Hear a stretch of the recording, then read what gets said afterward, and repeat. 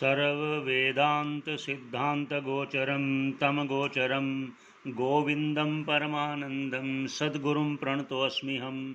ओम शांति शांति शांति। भाष्यकार ने पिछले बार कहा कि ये स्थूल शरीर कैसे बना, किससे बना, क्यों बना, तो उसके लक्षण भी बता दिए, उसके धर्म बताए। स्थूल देह कैसे है, मोटा पतला आदि, और वर्ण आश्रम आदि, ब्राह्मण क्षत्रिय आदि कहा, और ब्रह्मचारी आदि आश्रम कहा। ये सब कहते हुए अब उस शरीर के अंगों के बारे में बता रहे हैं, भाष्यकार कह रहे हैं। तो भगवान की असीम कृपा से प्रयास कर रहे हैं सरल अर्थ का, सरल व्याख्या का। तो आगे आज शुरू करते हैं। आगे इंद्रियां, 10 इंद्रियां, 5 कर्म इंद्रियां और 5 ज्ञान इंद्रियां, ये 10 इंद्रियों के बारे में वर्णन कर रहे हैं भाष्यकार स्वयं। तो आइए भाष्यकार श्लोक द्वारा कह रहे हैं, तो उच्चारण करते हैं।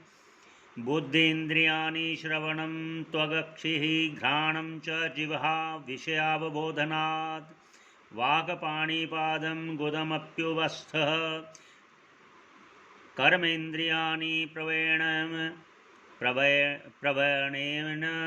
कर्मसु कर्मेन्द्रियाणि प्रवणेन कर्मसु।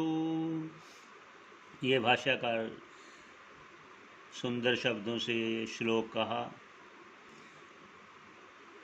भाष्यकार कहते हैं बुद्धि इंद्रियाणि, जो 10 इंद्रियां कहा उनमें पहले बुद्धि इंद्रियों के बारे में कह रहे हैं कि बुद्धि इंद्रियां क्या हैं।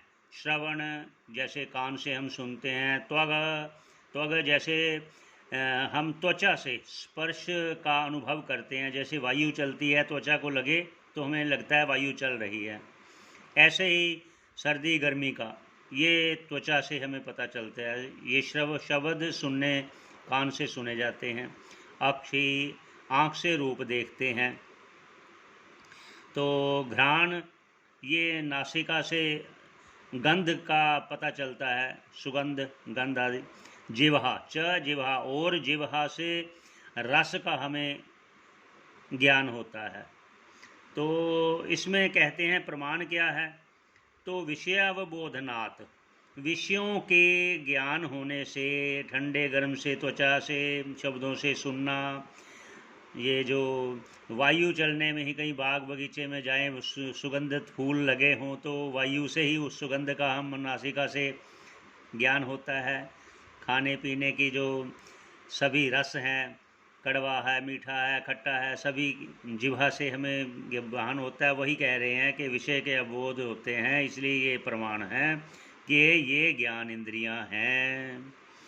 अब आगे कर रहे हैं कि कर्म इंद्रियां कौन कौन सी हैं। कर्म इंद्रियाणि प्रवणेन कर्मसु, जो कर्म इंद्रियों में, जिनका कर्मों में झुकाव होता है, उन्हें कर्म इंद्रियां कहते हैं।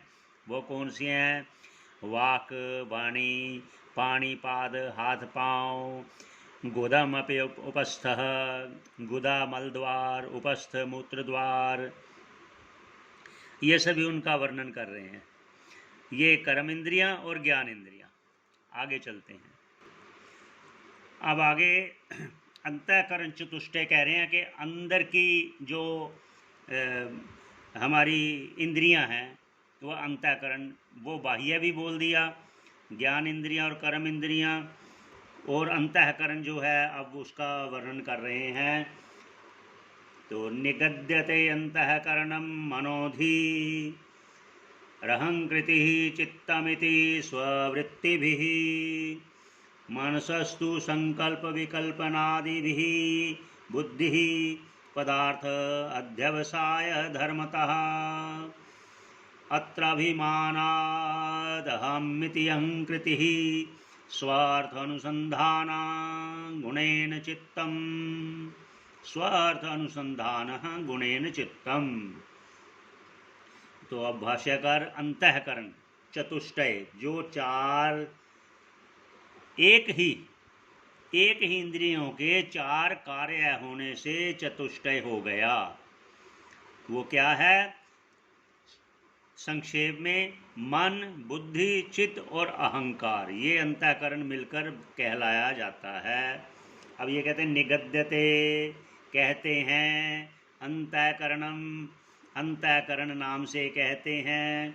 मनो मन, धी बुद्धि, अहंकृति अहंकार, मन बुद्धि अहंकार और चित्त, इनको अंतःकरण कहते हैं। और इनका अब कार्य कह रहे हैं। मनस्तु संकल्प विकल्पनादि, मन संकल्प और विकल्प करता है, ये करें या ये करें, ये करें या वो करें, और ये सब मन का कार्य है। तो बुद्धि, अब बुद्धि का कार्य क्या है? पदार्थ अध्यवसाय, बुद्धि का निश्चय करना, ये कार्य है, ये धर्म है इनका, मन का धर्म, बुद्धि का धर्म, ये सभी बता रहे हैं। आगे क्या कह रहे हैं? अत्र, अब अभिमान, अहम, अहम जो करता है, अभिमान करता है, अहम, अहंकृति, ये अहंकार है, ये अहंकार का किया हुआ है यहाँ। स्वार्थ अनुसंधान गुणेन चित्तम, जो अपने इष्ट की चिंता करनी, अपनी वस्तु पदार्थ में इच्छा, इच्छित वस्तु की चिंता करनी, वो चित्त का कार्य है, वो चित्त कहलाता है जो ऐसा कार्य में झुकाव है। एक ही वस्तु चार रूप में बदल बदल कर जो जो कार्य करती है, ये माया का ये अद्भुत कार्य है। एक ही, देखिए, एक ही वस्तु, ये अंतःकरण जब तक है तब तक प्राण चलते हैं। जब इसके भी आगे बताएंगे, भाष्यकार स्वयं बताएंगे कि क्या कहेंगे, वो आप भाष्यकार स्वयं कहें। आगे चलते हैं। ये अंतःकरण का प्राण से संबंध है, बहुत गहरा संबंध है, इसकी चर्चा आगे करेंगे। कैसे संबंध है, क्यों संबंध है, ये आगे चर्चा करेंगे।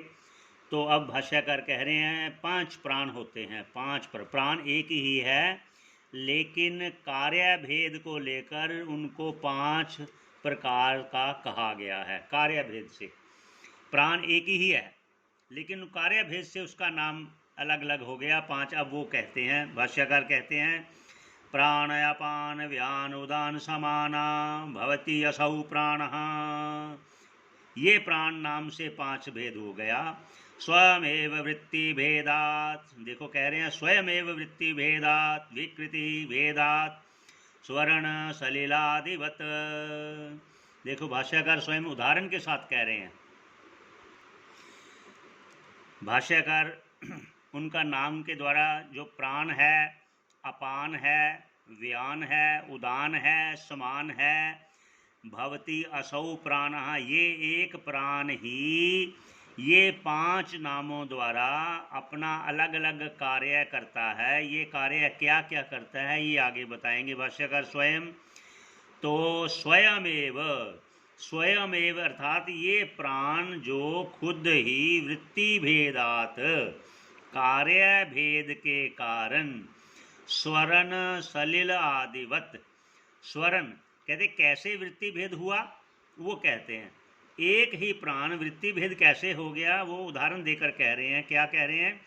स्वर्ण, जिस प्रकार सोना एक ही होता है, उसकी कोई मुंदरी या अपने गले का हार, कंगन आदि आदि आदि, आप समझो सोना तो सोना ही रहेगा। ये इनका कार्य भेद होने से उसका नाम अलग अलग पड़ गया। आगे सलिल, दूसरा उदाहरण दे रहे हैं। सलिल अर्थात जल, जो जल है वो आदिवत कहा। इससे आगे भी और भी जो उदाहरण हैं वो आप गिन सकते हो, लेकिन ये 2 उदाहरण हम दे रहे हैं। तो आदिवत, स्वर्ण सलील आदिवत, जैसे सोना और जल। अब जल का कह रहे हैं, जल क्या, एक ही जल अलग अलग कार्य भेद से अलग अलग नाम वाला हो जाता है। जैसे जल हो गया, जम गई तो बर्फ हो गया, गर्म बहुत ज़्यादा होगी तो भाप बन के उड़ा, तो वही बादल बन गए, फिर वर्षा रूप में जल रूप में बाहर आ गए। फिर उसके अलावा देख लो ये घट जल, जो घड़े में पड़ा जल वो घट जल, जो छोटे कसोरे में पड़ा वह कसोरे वाला जल, कुएं जल, कुआं वाला जल, ये तालाब वाला जल, जल तो जल ही है, ऐसे ही ये प्राण स्वयं ही कार्य भेद के कारण अलग अलग नामों द्वारा कहा गया। अब यहीं पर विश्राम देते हैं। भगवान की असीम कृपा से ये सब हो रहा है, तो उसका धन्यवाद करते हुए यहीं पर विश्राम देते हैं। ओम पूर्णमदः पूर्णमिदं पूर्णात् पूर्णमुदच्यते पूर्णस्य पूर्णमादाय पूर्णमेवावशिष्यते। ओम शांति शांति शांति।